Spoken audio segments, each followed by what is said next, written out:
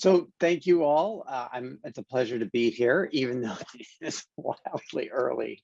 Um, so my next book is going to be, I am already working, you can see my whiteboard here on my next book, which will was supposed to come out in Q2. It's not going to come out in Q2, but my premise for my next book is that the 21st century supply chain needs to be secure, transparent, digital, green, and flexible. And while any idiot consultant could say that, what I think is unique and the angle that I'm going to take on that is when we think about end-to-end supply chain and the sort of future of this 21st century supply chain, it's all consists of predominantly third parties. And that's, I think, a key piece that we miss. And so I'm really focused on this idea of third-party management, which is in most cases supplier management, and how do we engage with our suppliers, and how do we elevate them and essentially manage them. So when Ragnar came to me last year with this topic, I'm like, oh yes, please. This is exactly right. What I want to talk a bit about. And part of the reason why we have to get supplier experience management right is because we have to get it right, because when we talk about security of our supply base and making it green and all the other sort of words there, it actually that comes through the attention that we give to our suppliers, and because your biggest risks come from your supply base. It's not from your internal folks, it's from your supply base, and we often miss that. So I'm going to talk where we are today, how do we build SXM, which includes definition, and then where are we going. So I did not come up with the quote, but somebody, I was at the Procure Tech session a few weeks ago, or I guess it was just last week.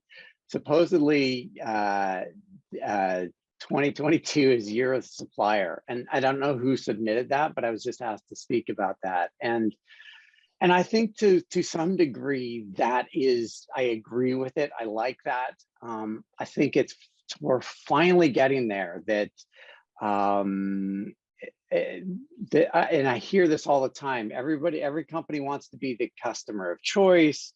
We're moving away from total cost to total value, and regulations are ever increasing, and the scrutiny from governmental bodies, whether they be regional or global. So I think this is inevitable, that we have to really leverage our supply base to help us, especially as the way we've designed our very complicated supply chains and how much they rely on third parties. So we're all excited about this future, and yet the past is less than stellar, because what we have is very poor interactions with our supply base, and Gartner calls it the quote portal fatigue, which I think is actually a very nice description. And because why do we have this portal fatigue? It's because we've been sold. I'm gonna drag source to pay providers and I'm gonna start early on that today. Is they come in and they sell you in some version of, hey, we have a supplier portal that centralizes and collects your information of all your suppliers. And that's great when they're selling to you, but then they're selling to everybody on this call, and then everybody in the Fortune 100 and 500. And then if we put ourselves in the supplier's perspective, we now have to go to all these different portals and keep our information up to date. And within each quote unquote portal, we have different apps that we connect out to, or that may not even be connected, and that are just links to different systems. And I'll show you an example of that in a minute. The content, if you if you go to the content, and I do go to the supplier websites and check the content, a lot of it's out of date. It can be back as old as 2015. It's often one directional. It's the maybe the CPO to video and a bunch of announcements, and that's not really engagement with your suppliers. That's just checking the box. And so if you're a supplier, if I go create Elouise's data science company here in Silicon Valley, and I want to do work with all of you, I have to go register with all these, with all your different portals, and that's just a concept that is so archaic and not working for us, and is making us insecure. And at the same time, we also have initiative fatigue, because all of a sudden we have a new risk profile, we are a new risk threat vector, and so we have to append our profile.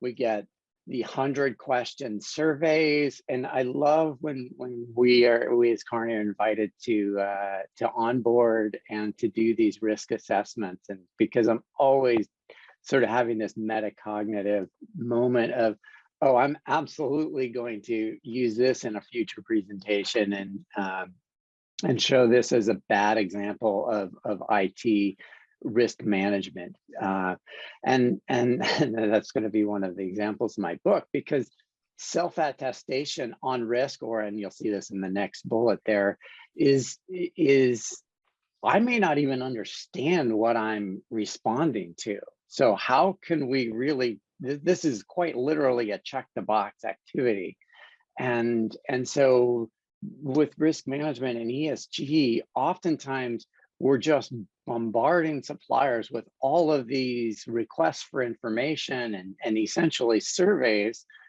without a lot of thought about where the real risk is, where the real sustainability information is that we need, where the real diversity information. And then on top of all of that, we ask them, of course, to suppliers to submit their capabilities, to do crowdsourcing and innovation events, and on and on and on. So if I'm sitting here as a supplier, I'm completely overwhelmed and inundated, and even bigger suppliers. There can just be a steady stream of formalized initiatives. And then there's also the informal ones that come in and say, hey, can you come talk to us about this? Or can you come help us think about this problem? So when we think about this, this is suboptimal ways of interacting with our suppliers. So how do we build SXM, or Supplier Experience Management? And really, let's start with what it is. As a supplier, my motivation is to get paid for the business that I'm contracted for and to get more business. That's, if we break it down, that's what we're trying to do. And so our job is to provide a delightful, I like very clear definitions, easy way to interact, for our suppliers to interact with our procurement systems. That's what it is. Now, there's lots of details within that, and I'm not going to go through all of these here. But I think that each one, we have to account for each one of these in how our suppliers engage with us. And that's what this means. And oftentimes that means taking the burden off the supplier. And so I'll talk about the network effect of a supplier record. Why should I go fill my contact information and my banking information at 10 or 20 or 50 different portals? There should be one. There should be a LinkedIn for my supplier profile. And so that's what I'm really looking for in this supplier network, or the data foundation that I talk about. And all of the stuff on the right, all these bullet points, which you can certainly go through offline, all of these translate into a very funny use case, or a very sort of simple but illuminating use case. Have you, or any of your team, ever gone into your systems as a supplier? And what was that experience? Because that can be quite illuminating. I would also challenge you to look and go think and actually assess that, because this is one of the gaps in our collective designs. And if you think about source to pay providers, they came about serving procurement and supporting procurement service to the business. So suppliers have always been an afterthought in all system design. Now that's obviously changed in the last few years, but the source to pay providers are still working on this old construct. So your takeaway from today is to go log into your systems and figure out how painful it's for your suppliers to do business with you. So to help us figure out how to design these systems, one of the first things we need to do is segment our suppliers. Now we have these fancy value, growth, essential, transact. Those are just fancy terms for tier 1, tier 2, and tail spend and all that. But you can see the definitions. And when we do this, this allows us to be more precise in the types of systems and more importantly, the system access and the user management or the supplier management aspect to the applications that we give them. And so it's important. I'm sure most of you have your supplier segmented, but you also now have to carry that through into your systems design, not just a singular supplier portal, but apply this to your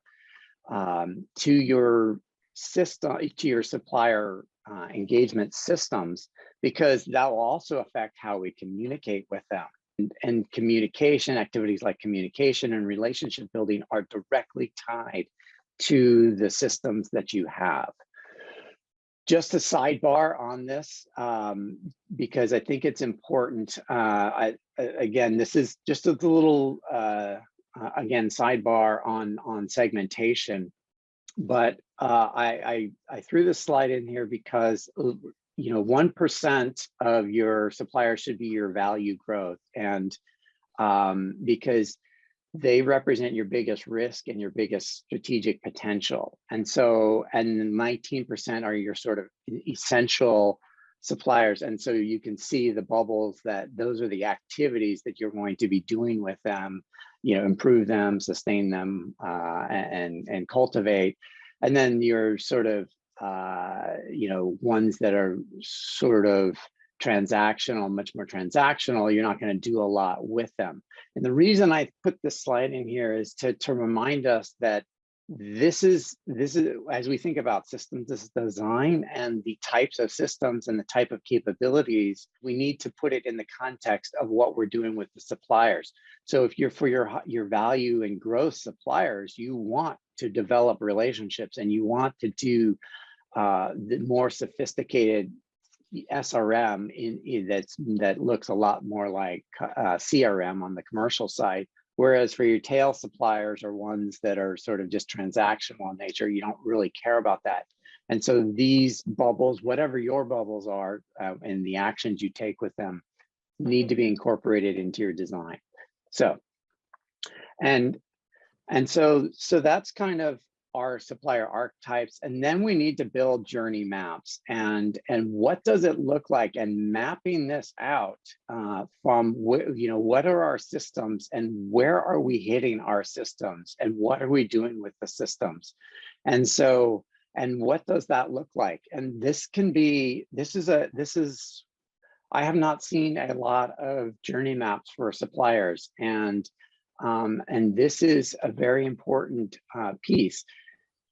Because this is, before you deploy any system, before you choose any system, you really have to think about who are my suppliers. Again, we have those tiers, and then, or those segments, and how are they hitting the systems? And so I would encourage you to spin up a team. Don't hire consultants to do this, just do it with folks, but really come up with some imagine how you want your suppliers to access your systems, which will then allow us to actually design and build the systems. Now, a few good practices. I use good practices because practices change. And so when people say best practice, I roll my eyes, because I don't think you can have a best practice. You can have good practices and guiding principles, but they change and they're different for every organization. So here's a few concepts.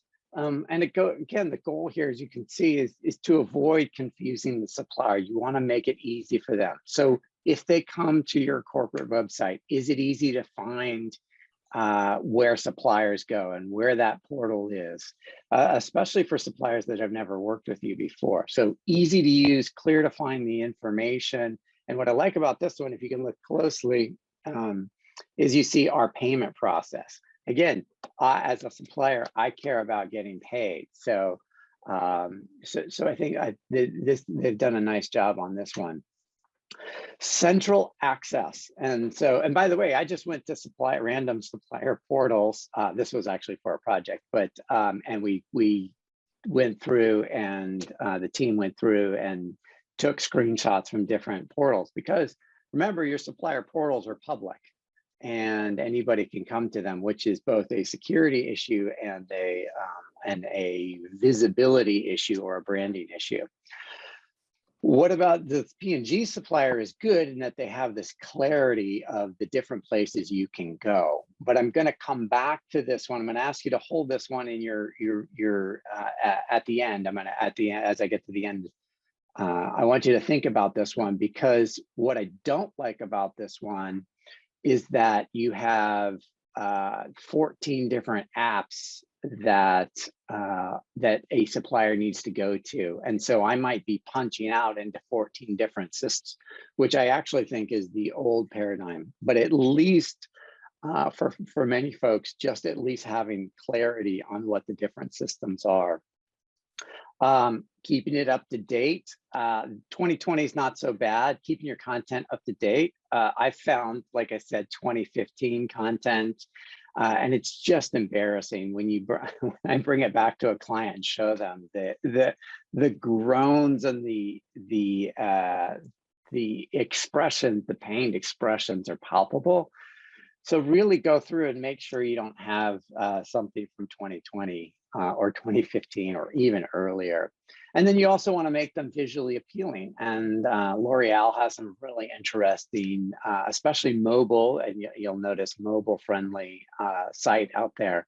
So again, the good news is you can go out there and look at this. But the bad news is if you just rely on your quote-unquote source-to-pay providers portal, you're not going to get this kind of you're not going to get these concepts or these practices, and you're certainly not going to push the boundary. And that's what we need as we go forward into the future. And related to that is, how do we communicate, and how do we communicate with suppliers, and what is it that, where are we going? Are we just doing single directional emails? Are we just posting announcements on the portal? Or are we creating these innovation hubs? How are we communicating our diversity, our supplier diversity initiatives? Are we just creating documents that nobody reads?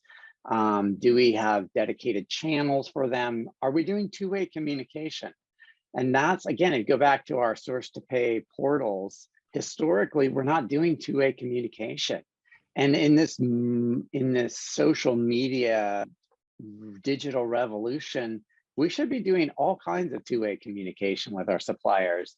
And we should be doing multiple multimodal ways of engaging. So videos, doesn't have to be TikTok, but really compelling content for our suppliers, because I'm doing work with, I have a presentation with a large aerospace contract on Friday, and I wanted to understand what they do. And so I went and watched all their videos, and they were just dreadful. So I did that last night. And so that was, so really think about, again, and this how are you presenting your company? And oftentimes this means working with marketing, your branding folks, to really make your suppliers work on behalf of your brand. And then, of course, there's a whole bunch of supplier communities that have popped up. So, and then as we think about, and again, you can see across the top, the different supplier segments, how do we think about each of these channels? This is not exhaustive, but this is just an idea of how are you trying to communicate with your suppliers, because this influences how we design our systems. It's not just email blasts when there's an issue. And are we tracking when we send out emails to how many suppliers open the email that we sent? Are we doing these sophisticated marketing techniques? Are we tracking click-throughs when we send an email? Are we, again, getting into this collaboration? Are we doing all of these pieces, or are we just simply sending out RFPs, RFQs, or the dreaded 100-question surveys for risk management? So again, this is why you can start to see how the supplier segments or our supplier tiering is tied back to the types of communication we do, which is tied back to the types of systems that we use. This is my infamous spider chart. I mean, it wouldn't be a presentation if I didn't show this. But I actually think that, I actually know that we are going to have many plugins into our supplier system. So there will be a view of this, of this spider art for supplier. And actually, I'll just go ahead one screen. If you can look, so the piece that for those that don't know, the spider chart is just the procurement value chain deconstructed. And so all the labels are all the capabilities that we need, and it's always growing and it's ever growing. And so what I've done to help people do roadmaps is broken them out into a heat map. Now, this is different for everybody, and these are the capabilities that you need. And this too is growing. And so I highlighted supplier management because these are the different capabilities that you need. Now, whether one provider or two or 6 or 20, that will evolve over time, because there's a lot of innovation in this space. And this is one of the areas that I'm tracking very closely, because I think it's super important to all of these objectives that I've been talking about for the last 20 minutes. And there are undoubtedly, this is going to double in the amount of capabilities. And so I'll just go back one slide. This is all enabled by having this centralized platform. And and you can see that there are a number of folks trying to be in this middle place. And this is not an advertisement for HICX. This is actually empirically my view on HICX, outside in, is from a supplier point of view, they are doing this integration of it's that P&G screen. What I don't like about that P&G screen is you're going into 14 different apps. And HICX is the first company that I've seen that is starting to smooth that all out and actually use intelligence to either make the departure point or bring that information in and do that. And so I think, and what they're doing is also adding the supplier golden record, because or being that LinkedIn for supplier information. And so when you pair that, this is exactly why they're holding that line. And by the way, I published this last year, so that was not in advance of this. But you can see they're on that line between the App Store and the Data Foundation, because what they're doing is they're bringing that supplier experience together. And there's more work to do, and and especially as we think about these different segments and connecting with communication systems and all the other stuff. But this is where we need to continue to go. We need this ability to have the platform that allows us to plug in additional capabilities.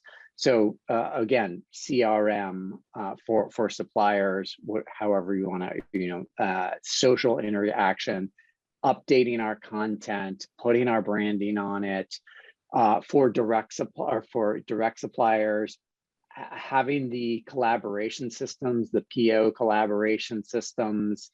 We can do adjustments of our inbound and outbound supply, so we can tie into, as I was using the example, into our contract manufacturers and get that information pulled back. Those are complicated tools, and we don't want to be sending suppliers to 15 different tools. We want to bring that into a platform. So much like we have on the buy side, we have a supplier side view on that as well. This is the task in front of us, and to tie it back to what I'm working on is we think about building that green, secure, flexible, resilient supply chain. If we're not doing these activities, we're never going to build that end-to-end supply chain, because the last thing, I am tired of reading news articles about every layperson or Tom, Dick, and Harry that now thinks they're a supply chain expert because there's a bunch of ships, off the coast of LA, or outside the port or the Suez Canal. It's like this is our job to solve this, not not everybody with a microphone and a camera. So that's my presentation. Thank you.